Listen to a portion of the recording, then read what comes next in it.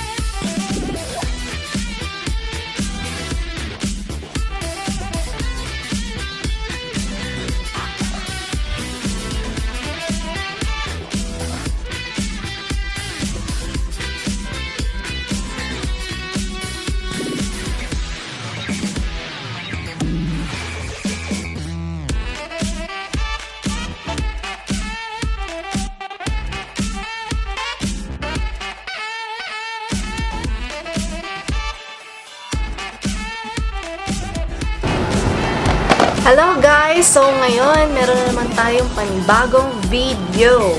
So dahil medyo matagal-tagal na rin na hindi ako nakakapagkulay ng buhok. And as you can see, hanggang dito lang yung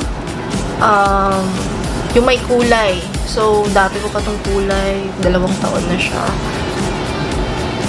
2 taon na hindi napapa-reband. Rebanded din dito sa dulo. Pero yung kulay niya last year, kasi napakulay ulit ako.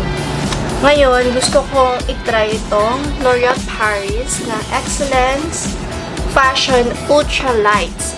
So, sabi nila, no bleaching required na daw ito. Tapos, ito na yung lightest colors nila. Up to 4 times lighter with no bleaching required. So, gusto ko siyang masubukan kung talagang maganda siya. Well, maganda naman talaga yung hair color ng Loreal kasi ito yung ginagawa ko dati. Nag-DIY lang din ako sa buhok ko. Pero, ibang klaseng ano yun. Kumbaga variant.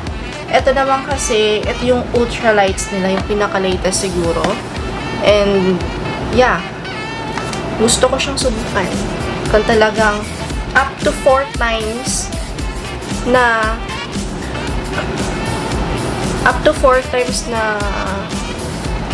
lighter yung hair ko after kumakulayan ito.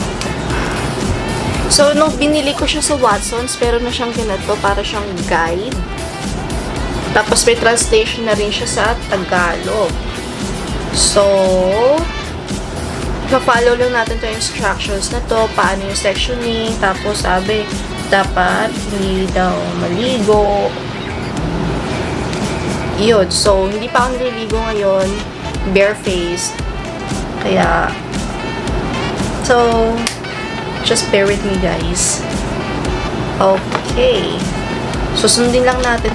Typical lang naman na, yung division ng buhok, yung 1 inch away, tapos kapag lahat na, ayun. And then, may oras. So, dahil mahaba yung buhok ko, 2 box yung binili ko. So, yeah, let's start!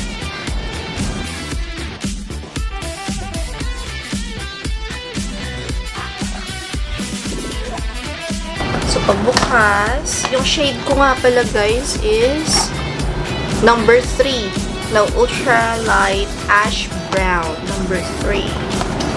So, pagbukas, syempre, yan na siya sa loob. Good. So, ano dito yung coloring cream, yung developer, yung conditioning balm pagkatapos nito, and then yung serum, protective serum. So, una natin gagawin is i-apply natin yung protective serum. Kasi meron din siyang natin natin ito, para mamaya. Asa yung gloves? Wait lang. Ay, ito. Ano dito malamang? Kunin ko lang dito yung gloves niya.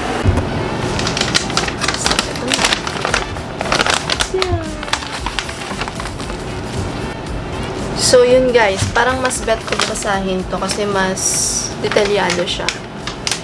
So, nakalagay dito, step 1, protect your hair.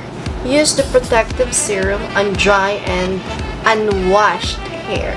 So, kailangan hindi pa siya nahuhugasan and tuyo siya. So, walang ligo. So,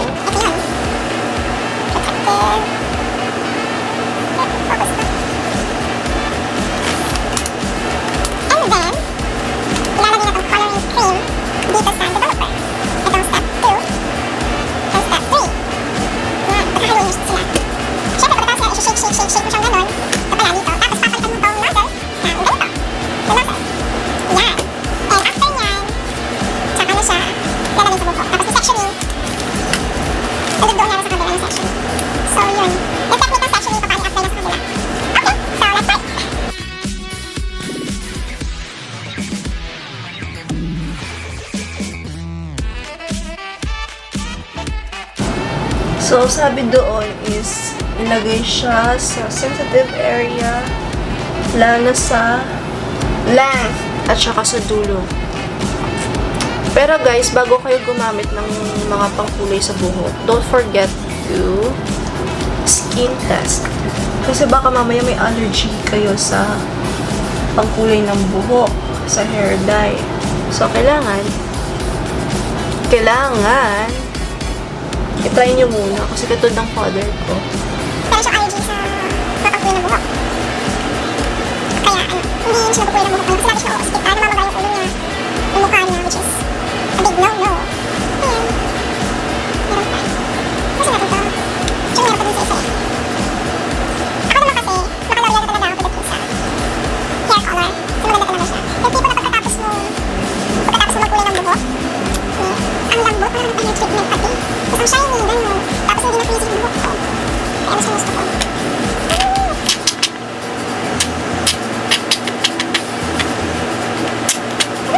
Patatapusin ko yung buong buhok ko, and I will be back. So, yan. Nakalagay dito, kapag ida-diagnose mo yung buhok mo, bawal yung rebonded talaga. Siguro kasi hindi tatalab yung kulay. And, ngayon, dahil nalagay ko na yung serum, mag-sectioning na tayo ng buhok. So, i-divide natin sa 4 yung buhok natin. Tapos meron ako mga ganitong clip. Pwede nga, kung wala naman yung mga particles yung ipit, okay lang din yan. And guys, gumawa ko namin ng itim ng blouse or shirt para hindi mamansyahan yung damit niya. And now, ipag-mix ko na itong step number 2 at saka step number 3 yung developer. So, ito yung coloring cream, ito yung developer. So, yeah. Ayun, nakabukas ko pa lang ng karton. Ang bang na talaga, grabe. So, ito. Nakasil ko siya. So, yan. At ilalagay natin dito lahat. Yan. So excited. Dali ko lang dito. Ngayon, mag-section na tayo ng buhok. Sa 4. So, tingin ko lang sa binito yung buhok ko. And then, iikot na natin. Ilang beses lang mapakutod pero ang haba pa rin ng buhok. Gamit ito mga beses ng pang-ipit.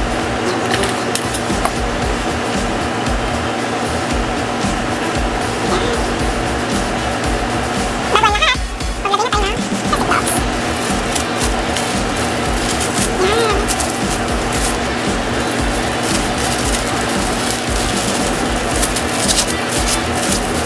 At mag-umpisa na tayo. Ang sabi, dapat 1 inch yung pagitan bago sa roots. Kasi mas madali maluto or mas madali mag-absorb ng kulay yung roots. So mamaya na siya. Kapag napulayan na natin siya lahat-lahat, saka natin lalagyan yung roots. So yun, let's start.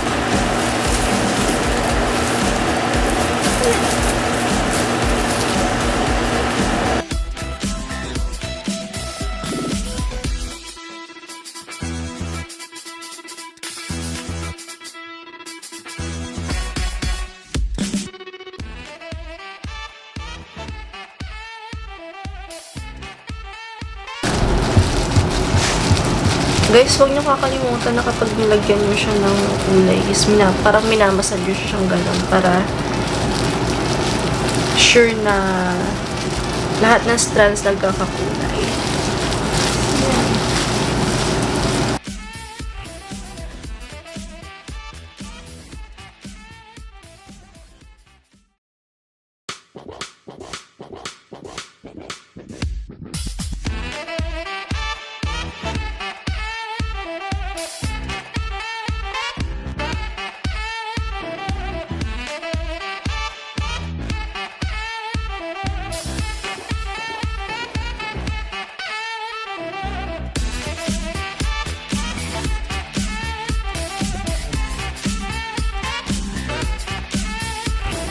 ayan, tapos ko na. At meron pang natira sa unang box natin.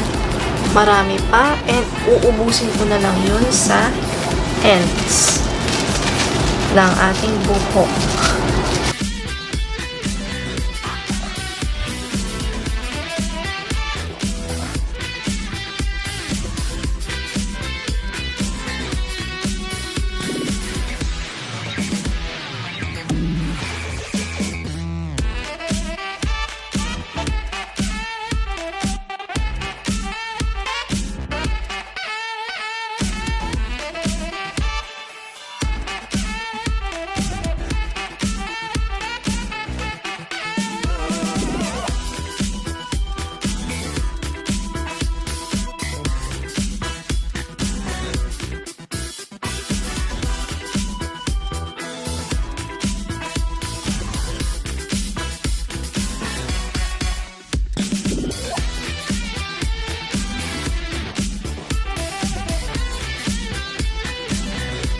Time check. It is already 17. So, babalik ko kayo mamaya. So, guys, ito. It's already 12:40. So, eto, may nahalo lang ang developer and sinection ko ulit yung buhok ko katulad kanina and mag-a-apply na tayo ng hair dye sa roots hanggang ends. Yan.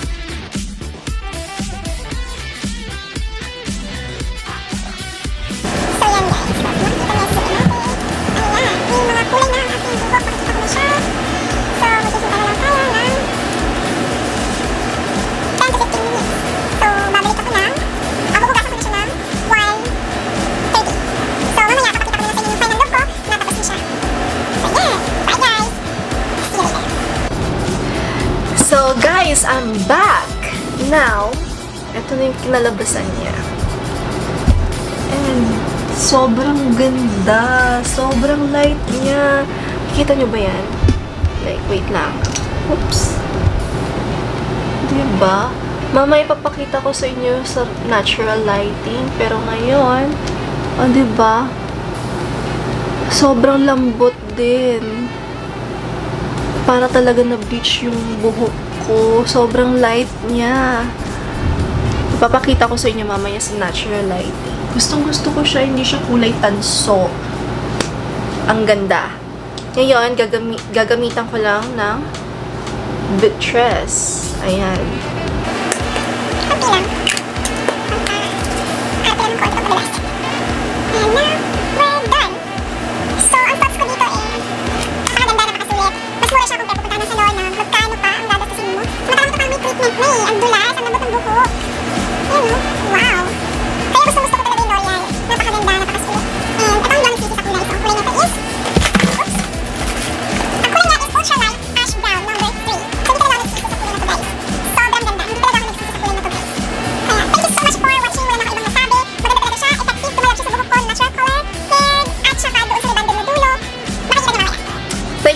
much guys for watching. Please stay tuned sa mga videos ko, sa channels ko, at marami pang parating na videos. And I hope you subscribe and click the bell button sa channel ko. Follow me in Instagram at Jazana. Ganun din po sa Twitter at Jazana. Thank you so much guys!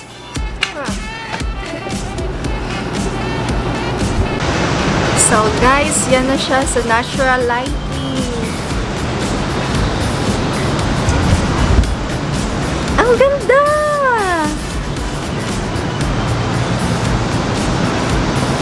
Diba? Look at that! Pantay na pantay yung kilay. Oh, mamen, I like it. I super duper like it.